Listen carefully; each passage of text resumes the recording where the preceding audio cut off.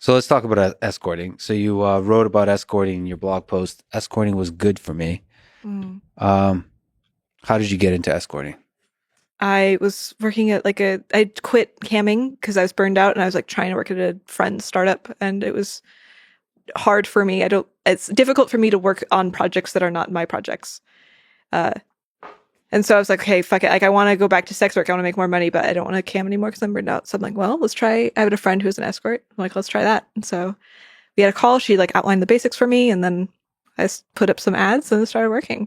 What's the basics of escorting? How does that work? If you want to get started escorting, so just in case you have a career change, you're going to want to get some nice photos. So you probably already have those. First of all, you assumed I haven't done it before. How rude. Have you?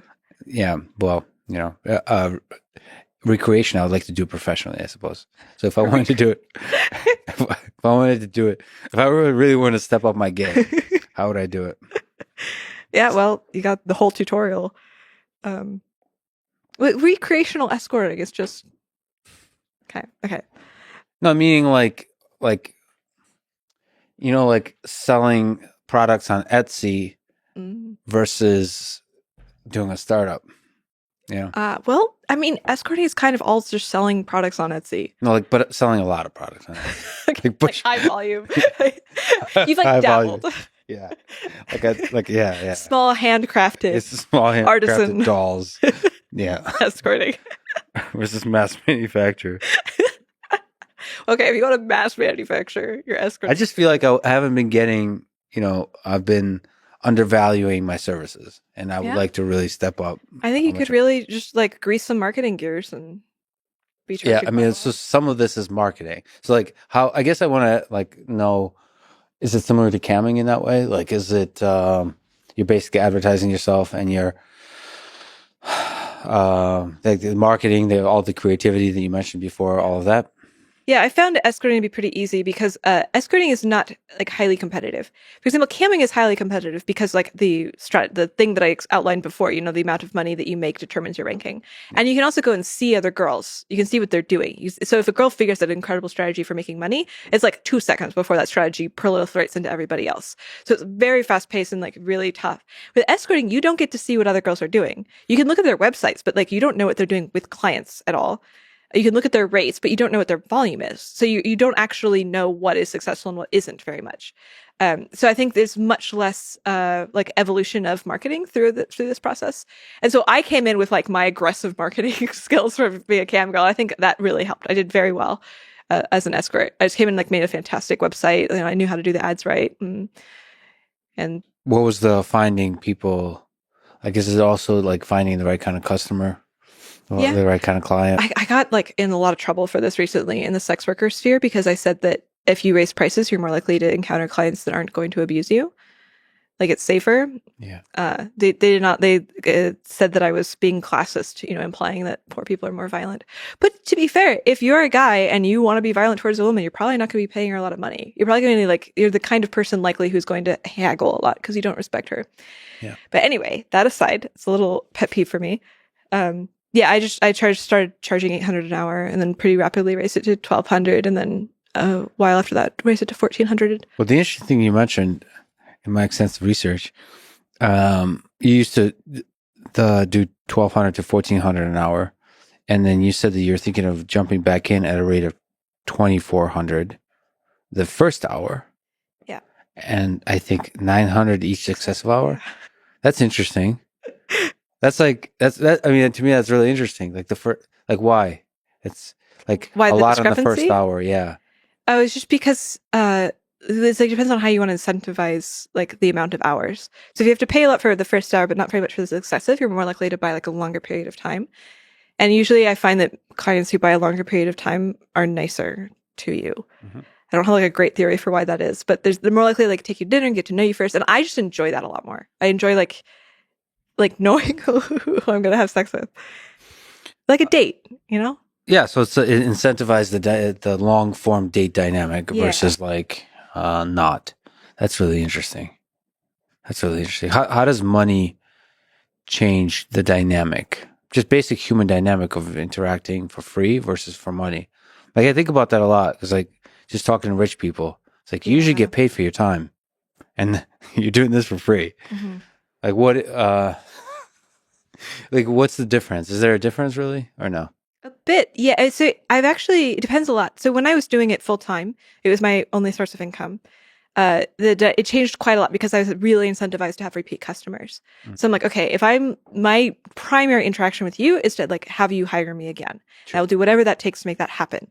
And so if I have to like laugh at jokes that I don't find funny or like be like more adoring of your penis than I actually genuinely feel, like that's what I'm going to express. Yeah. And obviously it's to some degree like titrated, like it's unpleasant to force yourself to like something that you don't. So like I would actually like not see clients again that I didn't want to, but it's just some degree there was this sort of self-suppression going on, which I think is the way it works in any sort of customer service job. Like you want the customer to leave happy. So you just make sure that you are happy the whole time and you're like, really enjoying the other person. But so recently when I've like kind of dabbled in it since making money through other means, where I don't need the money, it's more like a fun side thing that I'm, like I said, it's fulfilling the role of casual sex for me. So like I don't have to do it. This is not my primary job. I just want sort of a good excuse to like have sex with somebody, and the money is like a great filter for that. And so in that case, that's interesting. So the money is just, okay. The money is basically a filter for somebody who's taking this interaction seriously. Yeah. It also, so there's an interesting like psychological thing where I have difficulty having casual sex with somebody because some part of my brain, which I assume is like quite female, is doing some evaluation of status and whether or not this is going to damage my reputation by having sex with them. So like if you found out that I went and like had random sex with like a homeless man, you might be like, wow, that says something about Aella. Like maybe she's, trashy or she just has no standards for who she's going to fuck. But so some part of me is continually anxious. I'm like, does this mean I have no standards if I decide to have casual sex with you? Like, what are people going to think? And so if you introduce money, it takes away that anxiety. I don't have to worry about it because it's like, oh, of course Aella would have sex with that person. They paid her. Like, this is not an indication of the kind of mate that she can get. This is just an indication of like a business transaction. And this allows me to enjoy casual sex so much more when somebody pays me for it, to the degree that like I almost view it as a kink. And so it's like, so I'm using it sort of to replace casual sex now. Like occasionally I'm like, just pay, like it's pay me a little bit to erase the anxiety and I'll like have a fun time. I mean, can't you see like dinner like that or something like that if the person pays for dinner? Or like, so like it's all just, if any money's involved, if it's a kink, then you could just like use it and you buys a coffee at a Starbucks. It's like, all right. Right. But it has to be plausible. Like you have to like trick my brain into like having it actually be incentivizing for me. 2 coffees? Like a cappuccino or something? Or yeah. What? Like, the homeless man bought me a coffee and then I sucked his dick. Like that's not cool. All right. So no shade of homeless men, by the way. Like I've been friends with a lot of them. I'm just using like some sort of stereotype of. Yeah.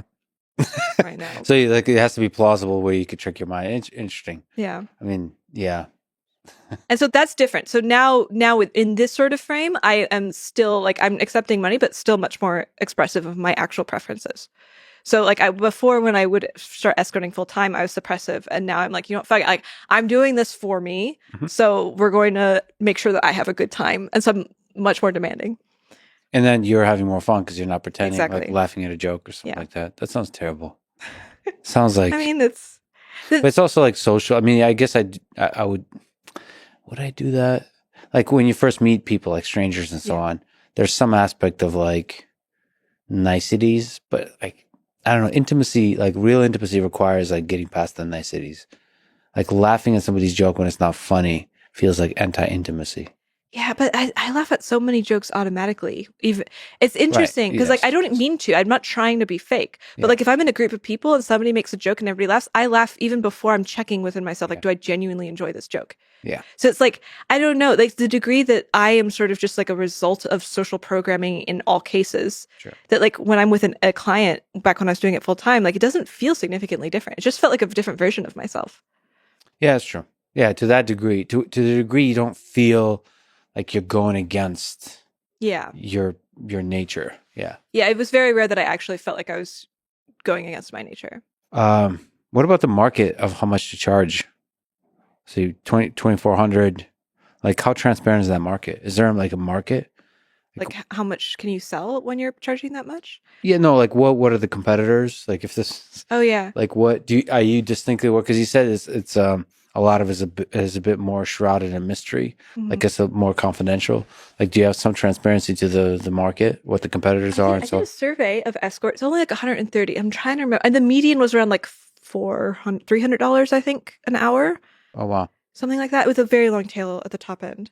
But I'm trying to remember I also asked him the amount where I could calculate the amount they made per month. I think it was like $6,000 or $7,000 a month. Mm-hmm. I need to double check that one, but I charge $50 an hour. You charge $50 an hour. You should raise your rates. Yeah, I give a really shitty hand job. All right. But usually the rates are around, like, if you want a median escort in a big city, it's usually $400 to $600. City, so the urban, four to 600 in a big city. But like smaller cities, the rates go lower. So that's so fascinating. What's like the most you've ever seen somebody charge? I think I am.